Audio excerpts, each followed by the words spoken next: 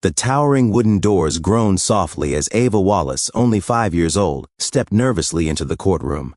In her tiny hand, she clutched a thick leash attached to Max, a German shepherd whose scar along his side spoke of past battles.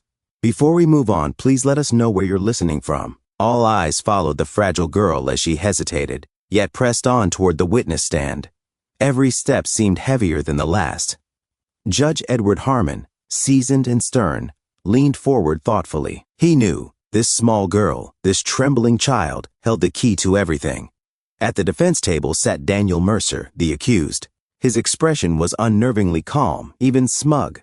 As a software engineer, his quiet, calculated appearance belied the sinister accusations against him.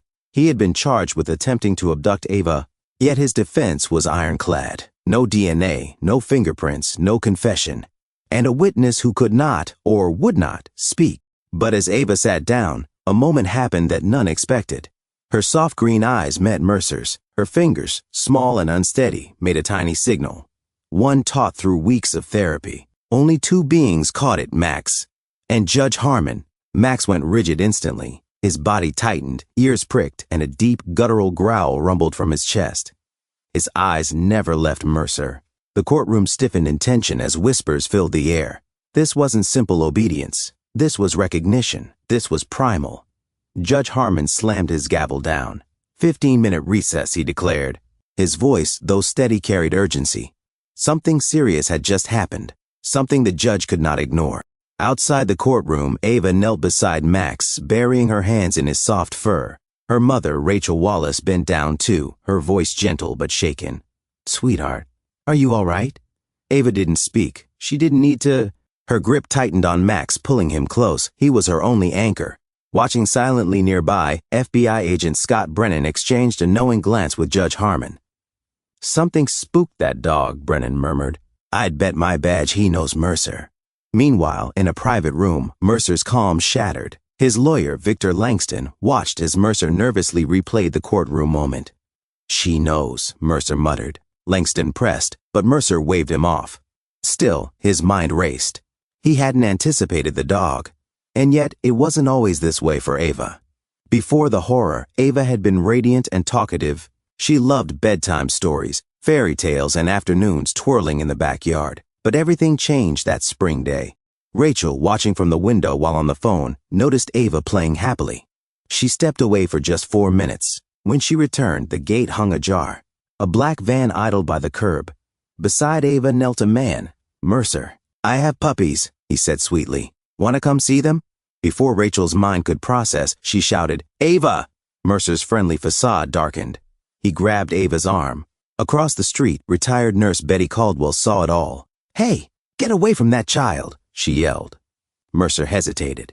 Ava yanked free and bolted into Rachel's waiting arms. Within moments, Mercer vanished, leaving only terror behind.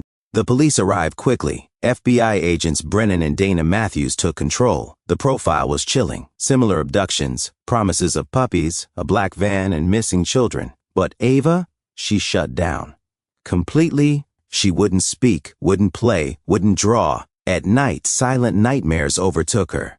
Rachel and her husband, Mark Wallace, tried everything. Then the therapist suggested something different. A therapy dog.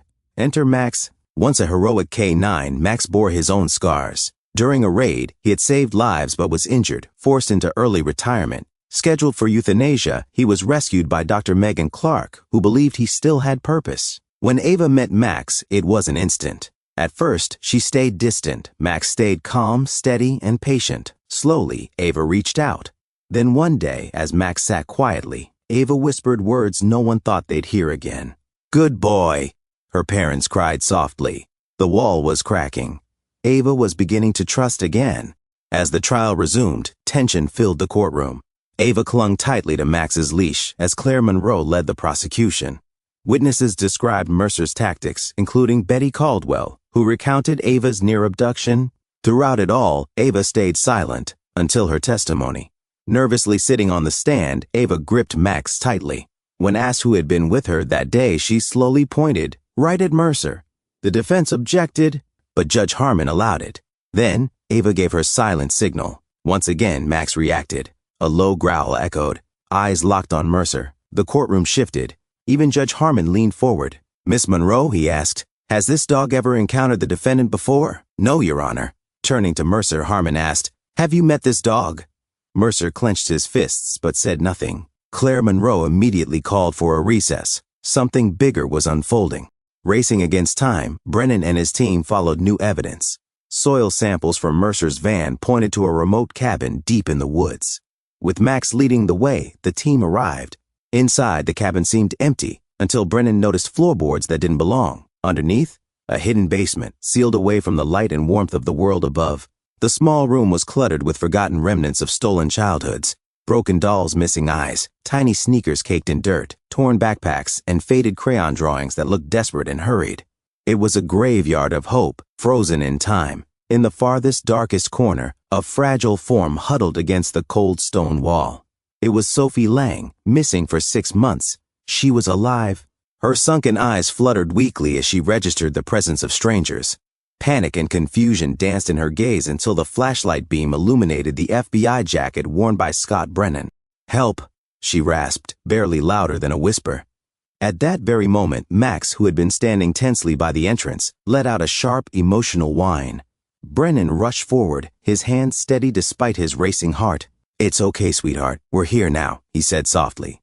The moment they fell away, Sophie lunged into his arms with what little strength she had left. "You're safe. No one will hurt you now," Brennan assured her, his voice fierce yet tender. Behind him, the entire team stood frozen in grim silence. They had seen dark things before, but this felt personal. Deep inside, every single person in that basement knew the true justice had yet to be served. The monster who did this was still sitting in a courtroom pretending to be innocent. That would change very, very soon. Back in court, Sophie's rescue shifted everything. Claire Monroe stood tall and confident. "Your DNA was found on the chains. Your tires matched the cabin. And Sophie Lang is alive to testify." Mercer's composure collapsed. His hands shook. And then, something primal happened. Max, lying calmly at Ava's feet, suddenly stirred. His eyes locked directly onto Mercer. Then came the growl. Max's entire focus, his entire being, was aimed at Mercer. He wasn't just reacting to Ava's signal this time. He knew. Mercer's eyes flickered nervously toward the dog, and for the first time in days of hearings, his mask cracked. His lips began to move. Barely. At first, no one caught it. But then louder, barely above a whisper, raw and trembling, he muttered, I want to change my plea." Gasps echoed like gunfire through the courtroom. Judge Harmon, steady and composed, broke the stunned silence. "Mr. Mercer," he said, "are you stating that you wish to plead guilty?" With a broken exhale, he muttered again, "Yes." In that instant, the final puzzle piece clicked into place. It was over. Judge Harmon's face darkened as he delivered the final verdict. Life in prison, no possibility of parole. The monster was caged. Justice, after so much pain, had finally prevailed. But even in that moment, all eyes couldn't help but drift to Max, the silent sentinel who had stood guard over Ava from the very start. The dog whose instincts and loyalty had, ultimately, cracked the iron shield of evil. He lay back down at Ava's side quietly, his eyes soft now, but filled with something more powerful than words: victory. Though Mercer's reign of terror had ended, the true heroes were clear: a brave little girl and her dog.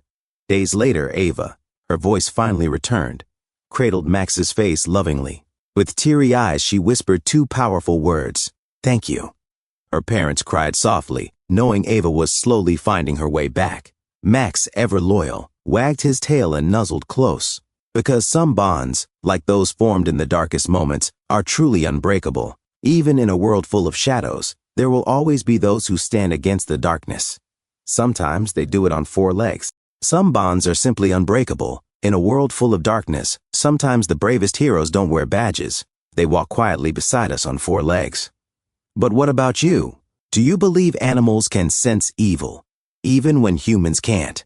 Please share your thoughts in the comments below, and thank you for listening to Storyline Narratives.